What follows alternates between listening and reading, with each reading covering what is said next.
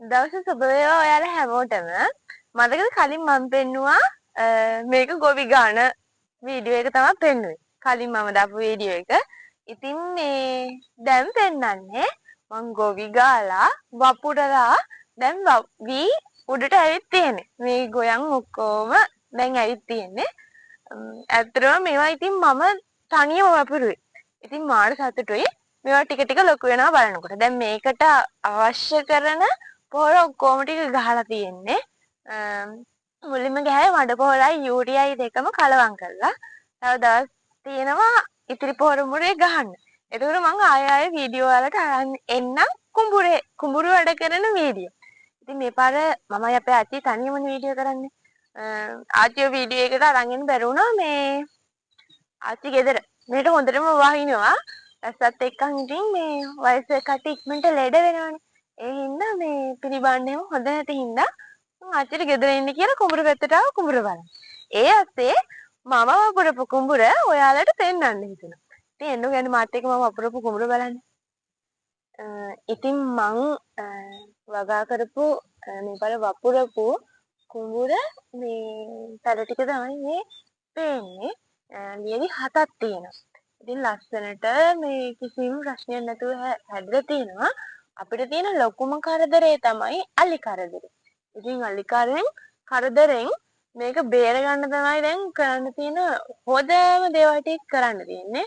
ගොඩාක් කට්ටිය අලි වැටවල තමයි ගහන්නේ. අපි ගහලා තියෙනවා උනාට මේ යාලා අලි වැටවල වලට පුරුදු වෙලා. මේ ඉතින් මේ ටික ලොකු වෙනකොට අලි ප්‍රශ්න තමයි අපිට තියෙන ලොකුම කරදරේ. එතකොට මෙන්න මේ තියෙන්නේ මේ ලියද්දකින් අනිත් ලියද්දට වතුර එන්නේ මෙන්න මෙතන. ඒ වගේම තමයි අපේ කුඹුරේ කියන්නේ මම වපුරපු කුඹුරේ ලියදු 7ක් තියෙනවා. මේ ලියදු 7 මේ ටිකක් ලොකු ලියදු. විබුසල් 2.5ක් තමයි මම වපුරුවේ. ඉතින් මේ ටිකේ ආය ගේ පැත්තට එන්න අර ටිකේ තමයි තියෙන්නේ. මේ අපේ ඉඩමේ කෙළවරේම ටික තමයි තියෙන්නේ. එහා පැත්තේ තියෙන්නේ අර පැත්තේ තියෙන්නේ මේ වෙන කට්ටියකගේ ඉඩම. මේ ඉතින් ඒ ඉඩමයි මගේ කුඹරයි තියෙන්නේ එක ගා. මේ අපේ ඉඩමේ කෙළවරේ තමයි අපේ කුඹර තියෙන්නේ. ඒ කියන්නේ ගේ ළඟම. මේ ඉන්නේ මේකේ මේ ඉස් ගෙඩි පැටියේ. ඉතින් මෙල්වල මේ දවස්වල මේ මාල් විදිහට ඉන්නවමු. ටික ටික ලොකු වෙලා ගෙම්බෝ වෙලා කෑ ගහනකොට තමයි තියෙන ලොකුම කරදර තියෙන්නේ. ඒ දැරෙන ඉඳක් නෑනේ එතකොට. මේ කොහමද දැන් මේ වතුරේ මාළු වගේ බිමට ඇලිලා අර ටැංකි සුද්දෝ ඉන්නේ. අන්න ඒ වගේ ඉස් ගෙඩියෝ මොන විදිහට ඉන්නවා. සමහර ඉස් ගෙඩියෝ කකුල් හතරම එළියට ඇවිල්ලා. ඉතින් මේ හැම වෙලකම වගේ මේ වගේ ඉන්නවා දැන් මේ දවස්වල වහිවසත් එක්ක පුදුම කරදරයක් කියලා තියෙන්නේ.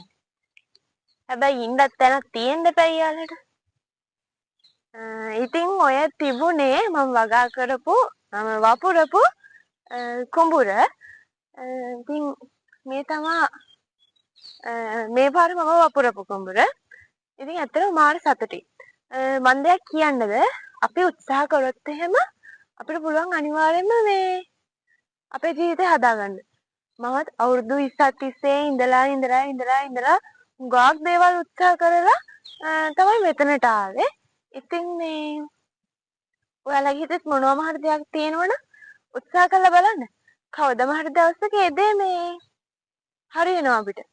ඉතින් මේ දේවලුත් එක්ක අපි ආස විදිහට අපිට සතුටින් ඉන්න පුළුවන්. අපි අපේ හිතේ තියෙන දේවල් අනිවාර්යයෙන්ම උත්සාහ කරලා බැලුවොත් විතරයි. ඉතින් මේ වගේ ලස්සන වීඩියෝ අරගෙන මම ඔයාලත් එක්කන් ඉස්සරහටත් එන්නම්. ඔයාලගෙන් ආදරෙන් ඉල්ලනවා මගේ YouTube channel එක subscribe කරන්න කියලා. ඉතින් ඉස්සරහට මේ කුඹුරේ ඒ කියන්නේ දැන් කුඹුරු වැඩ පටන් ගත්තත් එක්කම මේවා ලොකු වෙලා වී පැල උඩට මතු වෙලා ඒවා ලොකු වෙනකොට වීඩියෝ අරගන්න පුළුවන්. ඒ වගේම අස්වැන්න ගන්නකොටත් වීඩියෝ ගන්න පුළුවන්. තව මාස දෙක තුනකින් මේකේ අස්වැන්න ගන්න පුළුවන්. ඉතින් ඒ වෙනකම් මං ආසයි ඔයාලත් එක්ක මේ දේවල් බෙදාගන්න. ඉතින් හැමෝටම සුබම වෙන්න කියලා ප්‍රාර්ථනා කරනවා.